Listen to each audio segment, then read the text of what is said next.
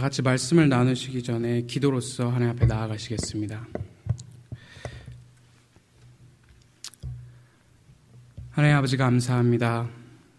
오늘 이렇게 저희를 불러주시고 또 이렇게 하나님 앞에 모여서 함께 예배드리게 해주심을 너무나도 감사드립니다. 하나님 이 부족한 종 하나님 이 입술을 통해서 하나님 말씀을 온전히 나타내 주시옵소서.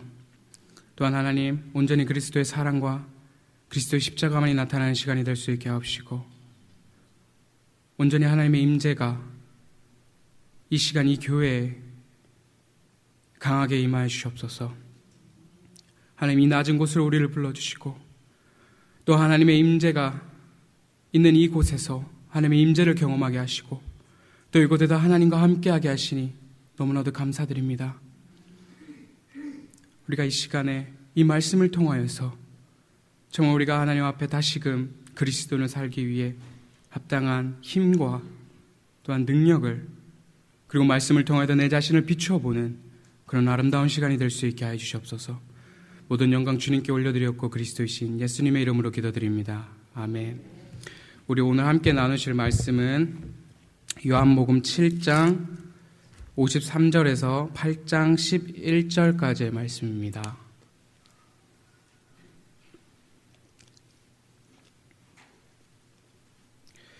요한복음 7장 53절에서 8장 11절까지의 말씀입니다. 다 찾으신 줄로 알고 제가 읽도록 하겠습니다. 다 각각 집으로 돌아가고 예수는 감난산으로 가시니라.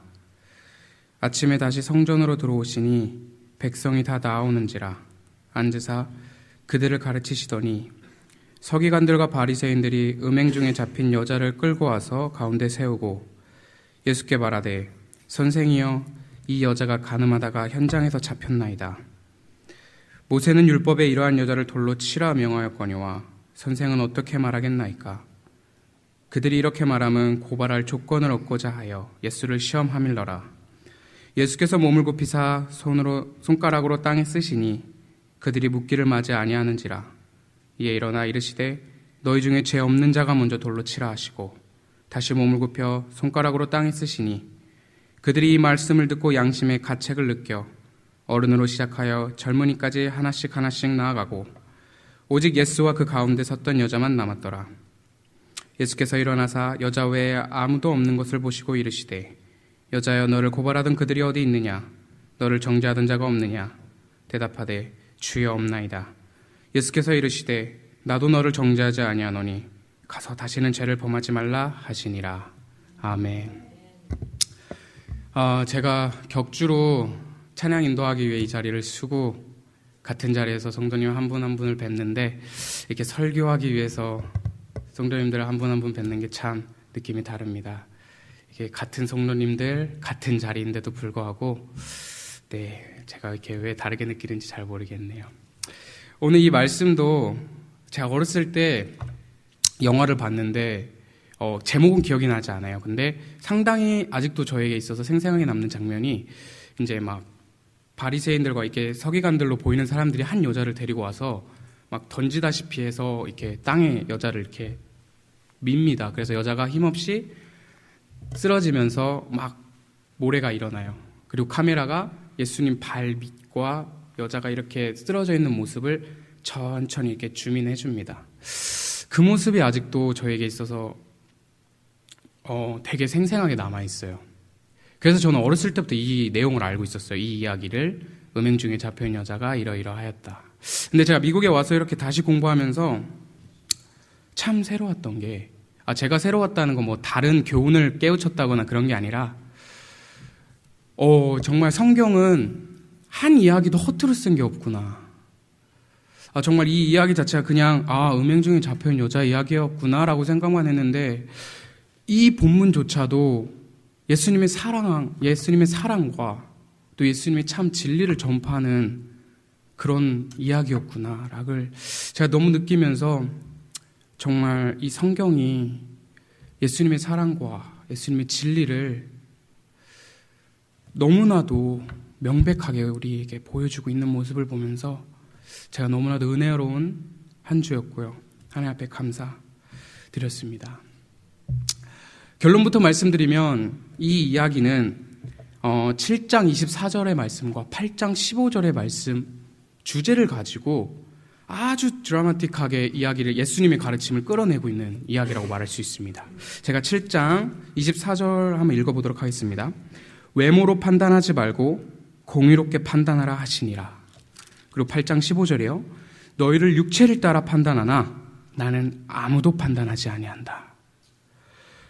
지금 이 판단하지 아니한다. 내가 너를 정죄하지 아니한다. 너희 육체로, 너희 외모로 하지 않는다는 말씀, 이 주제 안에서 이 예수님의 가르침이 이 이야기를 통해 나오고 있는 것입니다.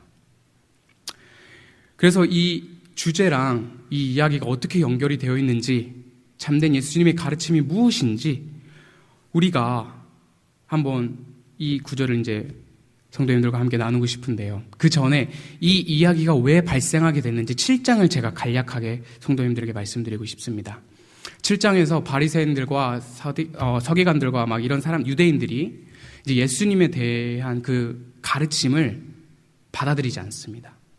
이제 되게 예수님의 가르치심에 되게 너희가 나를 미혹하려느냐 7장 12절에 그렇게 나와 있고요.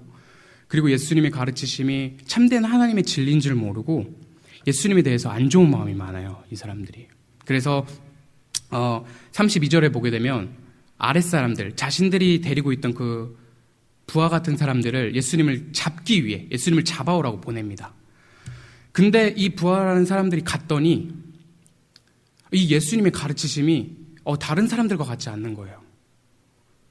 세상에 이때까지 이렇게 권위 있게 가르치고 이렇게 참된 진리를 드러내는 자기들이 본 적이 없다고 자기들 입으로 고백을 합니다. 그러니까 다시 한번 47절에서 유대인들이 너희도 미혹되었느냐? 너희들도 그 잘못된 가르침을 따라가느냐라고 묻습니다. 그러면서 시작되는 이야기가 오늘의 본문의 말씀입니다. 그래서 이 본문의 말씀에서 제가 여러분과 함께 나누고 싶은 거는 이 주제, 육체를 따라 판단하지 아니한다는 이 말씀과 함께 두 관계를 보고 싶습니다. 하나는 바리새인과 서기관들, 유대인들과 예수님의 관계, 그리고 여자와 예수님의 관계. 한번 보도록 하겠습니다. 8장 1절에서 예수는 감난산으로 가시니라. 아침에 성전에 다시 들어오시니 백성이 다 나오는지라 앉으사 그들을 가르치시더니, 참 이 말씀이 저는 마태복음 4장 말미 부분과 그리고 마태복음 5장 첫 부분을 상당하게 상기시키는 구절 같아요. 예수님께서 처음으로 이제 침례 요한에게 침례를 받으시고, 그리고 성령이 비둘기같이 예수님에게 임재하시고, 그 다음에 예수님이 가르치시면서 산에서 말씀을 가르치실 때 그 제자들이 나오고 예수님이 앉으시면서 가르치십니다. 말씀을. 또 예수님이 성전에 들어가셔서 말씀을 가르치실 때 백성들이 나오고요. 그러니까 처음부터 예수님의 사역 첫 부분부터 지금까지 예수님은 변함없으시고 계속적으로 하나님이 보내신 그 뜻대로 하나님의 진리를, 하나님의 말씀을 지금 가르치고 계시는 거예요. 예수님은 가셔서 백성들을 가르치시는 거죠. 예수님은 지금 갑자기 막 다른 일을 하신다거나 갑자기 다른 사역을 하고 계신 게 아니라 원래 이 땅에 오신 목적 그대로 계속 행하고 계시는 거예요. 그런데 서기관과 바리새인들이 그런 예수님을 잡기 위해 지금 나오고 있는 장면입니다. 3절을 보시게 되면 서기관들과 바리새인들이 음행 중에 잡힌 여자를 끌고 와서 가운데 세우고 라는 구절이 나옵니다. 참 이 구절은 독자들로 하여금 되게 흥미를 유발케 하는 소스들이 몇 개 있는데요. 그 첫 번째가 일단은 서기관과 바리새인들이 누구냐라는 것입니다. 서기관은 그 당시에 모세 율법을 연구하고 그리고 그것을 해석해주는 자들로 공인된 사람들입니다. 한마디로 공인이라는 소리죠. 그리고 바리새인들 이 말 자체에서부터 구별된 사람, 분리된 사람, 이런 사람들이 일반 사람들이랑 구별됐다 생각해서 본인들이 되게 스스로 율법에 엄히 지키고 그리고 율법을 따르고 그랬던 사람들입니다. 그 말은 이 사람들은 말씀, 즉 모세 율법에 대해서 아주 익숙하고 잘 알고 있던 사람들이었다는 거죠. 그런 사람들이 지금 음행 중에 잡힌 여자를 데리고 옵니다. 데리고 와서 예수님이 백성들 앞에서 가르치시는 그 공간 안에 가운데 세우게 되는 장면을 볼 수 있습니다. 레위기 20장 10절과 신명기 22장 22절을 보게 되면 음행이라는 사건 안에서는 예수님이 반드시 죽이라고 하십니다. 고린도전서에서 바울도 10장에서 이스라엘 민족이 음행하다 하루에 2만 3천 명이 죽었다고 하고요. 또 이스라엘 민족 중에 남자가 이방 여인을 데리고 음행한 짓을 하려고 천막에 들어가는 모습을 비느하스가 보고 창을 들고 가서 남자와 여자를 배를 관통하면서 죽입니다. 그때 이스라엘 민족에게 있어서 하나님의 진노가 멈추게 됩니다. 하나님이 그만큼 음행이란 죄를 근절시키시고 없애시려고 합니다. 근데 그걸 몰랐을 리가 없어요. 서기관과 바리새인들이. 지금 이 여자가 죄를 졌습니다. 고발당한 것도 아니고 지금 저 여자가 이러한 일이 있었습니다라고 지금 정황이 포착된 것도 아니고 지금 음행 중인 여자를 잡아서 온 거예요. 음행 중이던 자를 잡아와서 지금 백성들 가운데 세우고 예수님한테 이런 말을 합니다. 선생이요, 이 여자가 간음하다가 현장에서 잡혔나이다. 모세는 율법에 이러한 여자를 돌로 치라 명하였거니와 선생은 어떻게 말하겠나이까? 지금 묻는 거예요, 예수님한테. 지금 선생이여라는 말로써 지금 예수님 앞에 나옵니다. 되게 랍비여, 이런 말은 되게 선생된 자를 이렇게 높여주는 말인데 되게 이 부분만 보면 서기관과 바리새인들이 되게 예수님에 대해서 존경심을 나타내는 것 같고 되게 선생님 이러는 것 같아요. 근데 이거는 그들의 본심이 아닙니다. 6절을 보시게 되면 이렇게 말하면 그들이 고발할 조건을 얻고자 하여 예수를 시험함일러라. 즉 이 사람들은 이 여자의 죄에 대한 지금 관심이 없어요. 자기들이 행했던 7장에서부터 계속 보게 되면 예수님을 지금 잡기 위해서, 예수님을 지금 고발할 조건을 찾기 위해서 지금 예수님을 시험하는 중입니다. 겉모습은 되게 지금 나이스한 것 같아요. 근데 그렇지 않아요.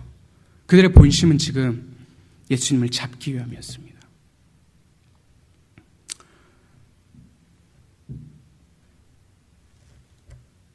모세 율법에 이렇게 돼 있다고 율법을 들이밀면서 예수님은 어떻게 하실 겁니까? 만약에 여기서 예수님이 모세 율법대로 아니면 모세 율법을 반해서 죽이지 말고 살려라 라고 했을 때 예수님은 이 모세 율법을 부정하시는 입장이 됩니다. 그럼 당연히 그들에게 있어서 고발할 조건이 성립이 되죠. 그럼 만약에 예수님이 이 여자를 죽여라, 모세 율법 그대로, 그럼 예수님이 처음부터 오셔서 가난한 자들과 약한 자들과 병든 자들과 그리고 죄인된 자들과 그들과 함께 공생의 사역을 하시면서 함께 지내셨던 그 예수님의 가르치심에 모순이 일어나게 됩니다. 그럼 당연히 고발할 조건이 성립이 되죠. 당신이 이렇게 가르쳤는데 왜 당신의 가르침대로 하지 않습니까? 우리가 생각했을 때 정말 완벽한 트랩이에요. 지금 예수님이 죽여라 하셔도 고발 조건이 성립이 되고요. 죽이지 말라고 해도 고발할 조건이 성립이 됩니다. 그러니까 어떻게 합니까? 이들이 7절에서 보시게 되면 그들이 묻기를 맞이 아니하는지라 예수님을 푸시하는 거예요. 왜냐하면 예수님이 바로 대답을 안 하셨거든요. 바로 대답을 안 하시고 땅에 무언가를 쓰시기 시작합니다. 우리는 무엇을 쓰신지 몰라요. 다만 우리가 알 수 있는 건 예수님이 바로 대답하지 아니하셨고 예수님이 무언가를 쓰셨다는 겁니다. 계속 그들이 푸시해요. 왜냐하면 자기네들이 생각했을 때는 벌써 우리는 고발할 조건을 다 잡았다고 생각하는 거거든요. 근데 여기서 제가 뒤통수를 한 대 탁 맞습니다. 예수님 무엇을 대답하시냐면 너희 중에 죄 없는 자가 먼저 돌로 치라. 이 말씀이 저의 머리를 강하게 쳤습니다. 왜냐하면 이 말 자체는 모세 율법의 정면으로 이의를 제기하지 않으시면서 지금 그들이 제시하고 있는 이중적 잣대에 날카롭게 지적하시. 이중적 그 잣대를 날카롭게 지적하시면서 그들의 양심을 건드십니다.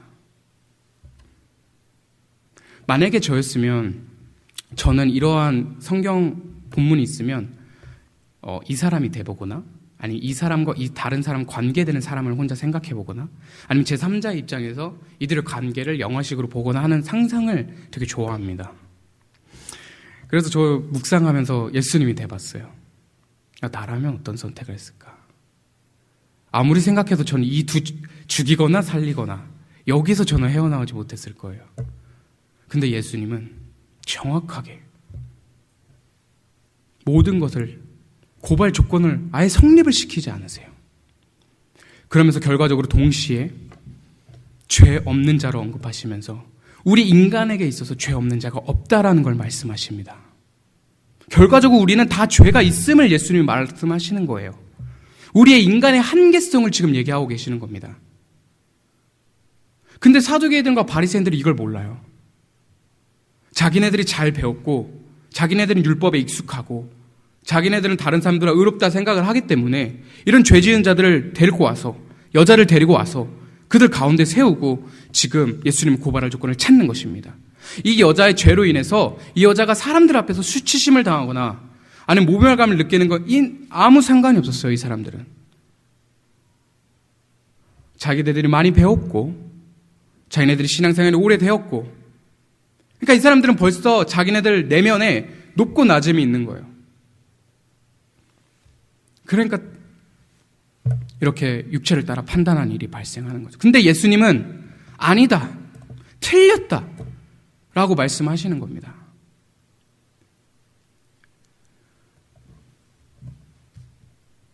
너무나도 우리가 많은 살면서 오류를 범해요.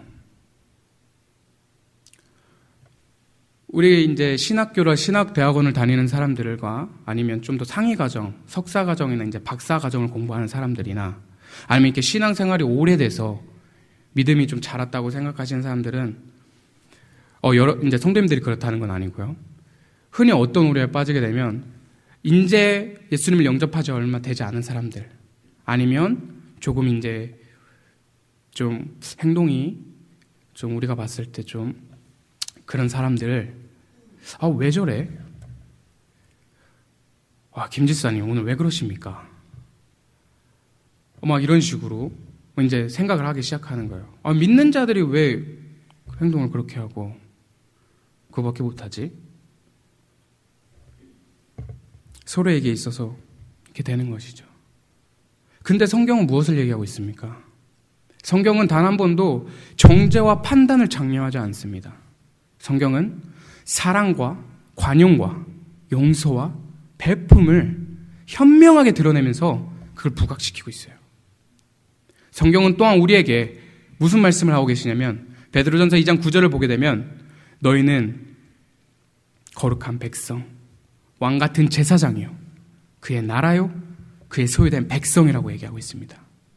성경은 우리가 높고 낮음, 누가 많이 배웠다고 해서 누가 신앙생활이 오래됐다고 해서 높고 낮음이 있는 것이 아니라 예수 안에서 다 똑같다는 걸 얘기하고 계시는 겁니다.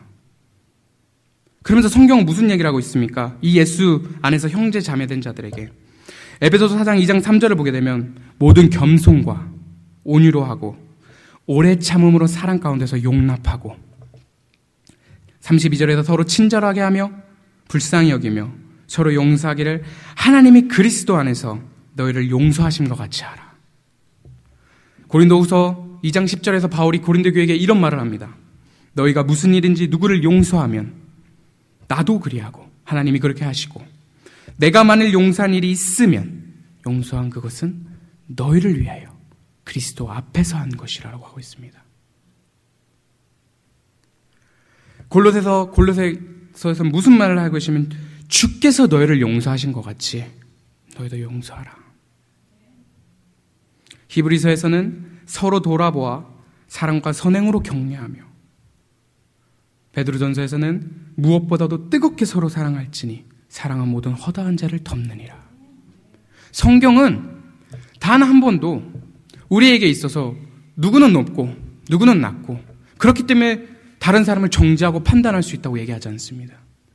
우리 그리스도 안에서는 우리가 어떻게 행해야 되는지 많은 서신서들과 말씀을 통해서 우리에게 말씀하고 있고요. 육체를 따라 판단하라는 말은 단 한 군데도 없습니다. 근데 지금 바리새인과 서기관들은 지금 그걸 하고 있는 거예요. 예수님은 그것이 틀렸다 보여주고 계시는 겁니다. 내가 예수님께서 이 땅에 오셔서 처음부터 가르치시고 그 십자가의 피로써 죽이시기까지, 그리고 다시 부활하셔서 율법의 모든 마침표를 찍으시기까지 보여주신 그 사랑과 참된 진리, 그리고 참된 하나님의 나라의 그 개념은 우리 인간으로 생각할 때 내가 많이 배웠고 내가 신앙생활을 오래 해서 내가 여기 연륜이 차 있고 그래서 내가 믿음이 연약한 사람들, 아직 신앙이 다 자라지 않은 사람들을 판단하고 정죄하는 것이 아니라 참된 사랑으로서 하나됨을 예수님이 얘기하고 계시는 겁니다. 왜냐? 우리는 다 죄가 있는, 허물이 있는 그런 사람이기 때문에 그걸 예수님은 양심을 건드시면서 얘기하고 계시는 겁니다. 성도된 여러분, 제가 이걸 느끼면서 이 말씀에 제 자신을 많이 들춰봤어요. 저도 이제 작은 시골 교회에서 자라났지만 그래도 그나마 나이가 제일 많았고 항상 리더 자리에 있으면서 항상 이 모습을 보지 못했어요. 항상 저도 생각하게, 아니 말씀이 이렇게 돼 있는데 나는 되는데 왜 넌 안 되냐. 육체를 보면서 그들의 행실을 보면서 아, 그리스도인들이 그렇게 하면 돼?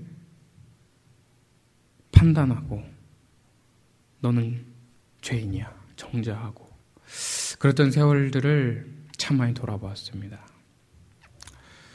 참 예수님께서는 계속적으로 예수님의 사랑을, 참된 하나님과의 관계를, 그리스도 안에서 참된 형제들의 관계를 말씀해주고 계시는데, 나는 내 자신은 말씀을 조금 배웠다고, 신앙생활을 남들보다 오래 했다고, 뭔가 나 자신도 모르게 높아져 있던 것이었습니다. 근데 예수님은 이게 성경이라고 얘기하지 않으세요. 죄 없는 자가 먼저 돌로 치라. 너희 죄 없니? 아니, 모든 사람은 죄와 허물이 있어. 그렇기 때문에 그 누구 하나도 우리 다른 사람을 낮게 볼 수 없는 것입니다. 그렇기 때문에 우리가 말 한마디를 해도, 행동 하나를 해도 우리가 가르치거나 쏘아 붙이거나 판단, 정죄, 너 죄이냐, 상처 주는 말, 행동 할 수 없는 것입니다.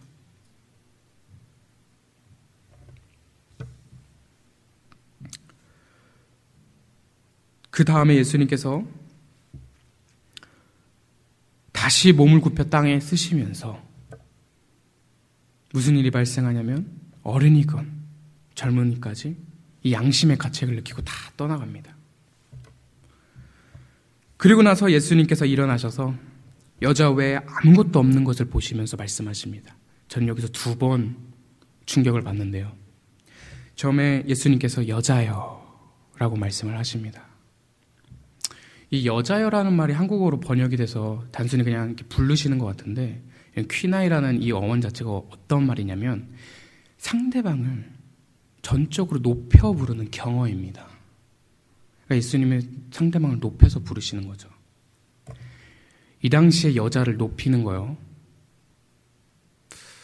힘듭니다. 왜냐하면 이 당시 문화 자체가 여자가 상대적으로 낮은 계층이에요. 근데 예수님은 보여주시는 거예요. 참된 하나님의 진리, 참된 하나님의 말씀, 사랑, 그 하나님의 나라가 높고 낮음에 있지 않다. 여자라고 해서 낮은 게 아니고, 말씀을 많이 배운 사람이라고 해서 높은 게 아니고, 예수님이 높여주시는 겁니다. 똑같다라고 말씀을 하시는 겁니다. 그러면서 예수님이 질문을 하시는데, 저는 이 질문 자체가 제가 죄 많은 사람인지 몰라서 생각을 못했던 말인지 몰라겠지만 저였으면 확인했을 거예요. 너 정말 했어? 죄를 범했니? 안 했니? 그 죄의 여부를 물었을 거예요. 근데 예수님은 죄의 여부를 묻지 않습니다. 너를 정죄하던 사람들이 어디 있냐? 너를 고발하던 사람들이 어디 갔냐? 저는 정말 충격이었습니다. 그러자 예수님이 이런 말씀을 하시는 가운데 여자가 이런 말을 합니다. 주여, 없나이다. 이 주여라는 말이 한국어 모든 성경에는 주여라고 번역이 되어 있는데 크게 두 가지가 있습니다. 하나는 에피스타테라고 선생님, 아니면 이게 높으신 분, 두목, 대장 이런 사람들 이제 처음에 베드로가 예수를 만날 때 이 말을 썼어요. 근데 예수님의 권위 앞에 그 예수님이 나의 주님이시고 그 예수님 앞에 내가 자신을 봐서 그 모든 것을 내려놓고 겸손하게 나아갈 때 무슨 말이 나오냐? 카이로스, 나의 주님, 나의 주여, 나의 주인으로 인정하는 겁니다. 나의 주되심을 인정하는 말입니다. 주님. 여자가 그렇게 대답하면서 나아가고 있는 거예요. 없습니다, 아무도. 예수님 뭐라고 하십니까? 나도 너를 정죄하지 아니한다. 나는 사두개인들과 바리새인들 같이 육체를 따라 판단하지 않아. 난 너를 정죄하지 않는다.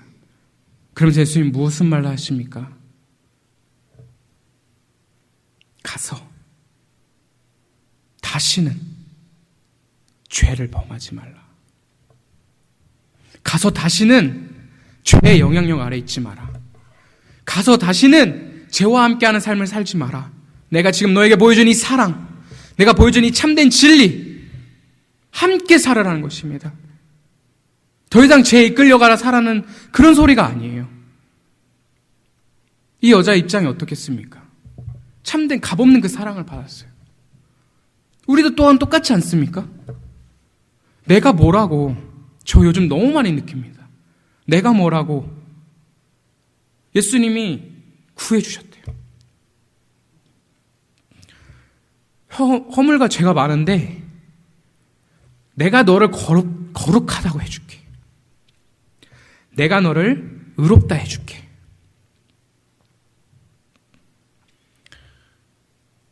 내가 지금 신학 공부를 하고 있다고 해서, 그리고 남들보다 신앙이 오래됐다고 해서 남들을 정죄하고 판단할 수 있는 게 아닙니다. 나는 지금도 이 자리 앞에서 성도님들 앞에서 설교를 하고 있지만 제 자신이 잘나서 그런 것도 아니고요. 허물과 죄가 많은 사람입니다.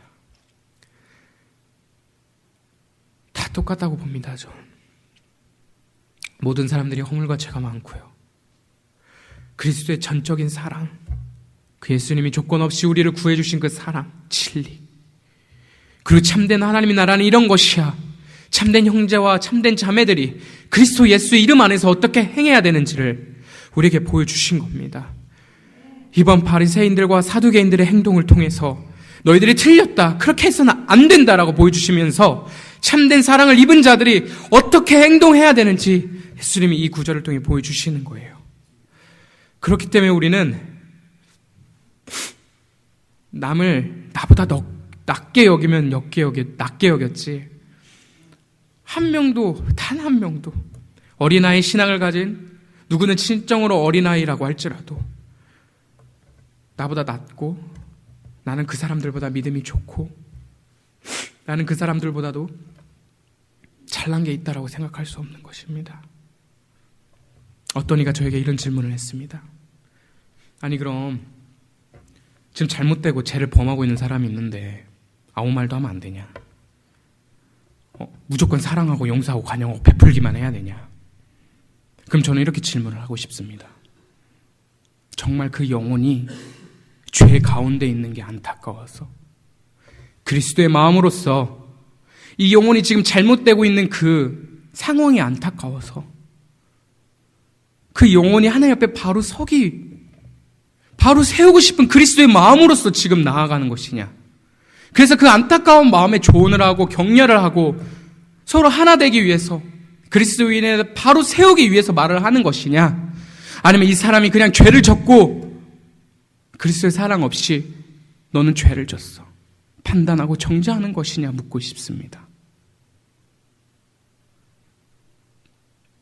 이 참된 사랑이 우리 안에 있어야 됩니다, 여러분. 기억하십시오. 저뿐만 아니라 정말 우리는 값없이 그 사랑을 받았고 그 사랑을 가진 우리는 상대방에게 주 안에서 같이 형제 자매된 자들에게 함부로 마음 아픈 말 할 수 없는 것이며 함부로 대할 수 없는 것이며 함부로 내 밑에 사람이라고 여길 수 없는 것입니다. 우린 다 하나입니다. 우린 다 똑같은 사람들이에요.